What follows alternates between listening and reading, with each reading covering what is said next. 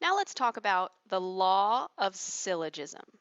Let's take a peek at this commercial.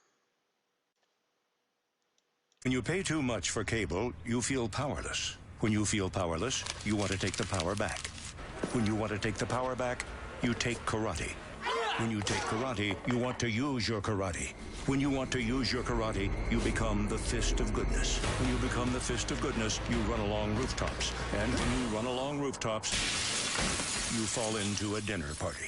Don't fall into a dinner party. Get rid of cable and upgrade to DirecTV. Call 1-800-DirecTV.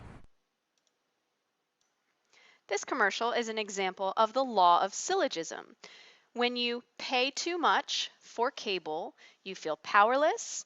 You feel powerless, something leads to something else, one thing leads to another, and then you end up falling into a dinner party. One big long story, like the transitive property. The law of syllogism can also be thought of as the transitive property.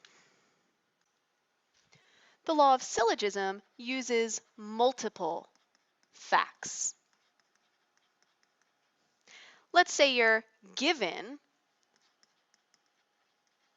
one fact, P, if P, then Q.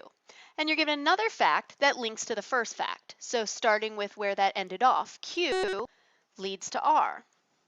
The conclusion we can draw from these statements linking together, therefore, P leads to R. It's like linking a chain of events. We take out the middleman, the Q, and we go from where the story began to where the story ended, P, then R. So think of it like link a chain of events. For example, let's use deductive reasoning to determine a valid conclusion to the following statements. Now remember, there's two types of deductive reasoning.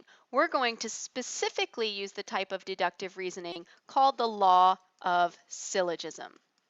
Now we may not know that until we read the argument and see how it's being constructed. So let's read. If there are clouds in the sky, then it will rain. If it rains, then I might get wet. So notice the first statement ended with, it rains, and the second statement begins with, it rains. So linking the chain of events, we take the beginning of the argument and link it to the end of the argument. Therefore, if there are clouds in the sky, then I might get wet. Again, linking a chain of events, taking out the it will rain part, and linking the beginning to the very end, like the DirecTV story. Let's look at another example of determining validity. Determine whether the argument is valid or invalid, meaning not valid. Explain your reasoning. If I live in Sterling, then I live in Virginia. If I live in Herndon, then I live in Virginia. Therefore, if I live in Sterling, then I live in Herndon. So if we're using the law of syllogism, if I live in Sterling, then I live in Virginia. The second sentence, the second statement, the one that's going to connect to the first one, should begin with, I live in Virginia. But does it? No, it begins with, I live in Herndon. So these two do not link together. There's no way we can put these together using the law of syllogism. So this is an invalid argument. Why? Well, they're using the converse of this statement.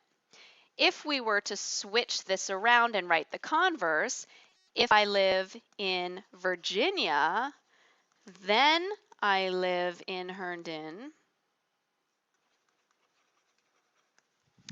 Now it would make more sense because this one ends with I live in Virginia, this one begins with I live in Virginia, so we can cross those off.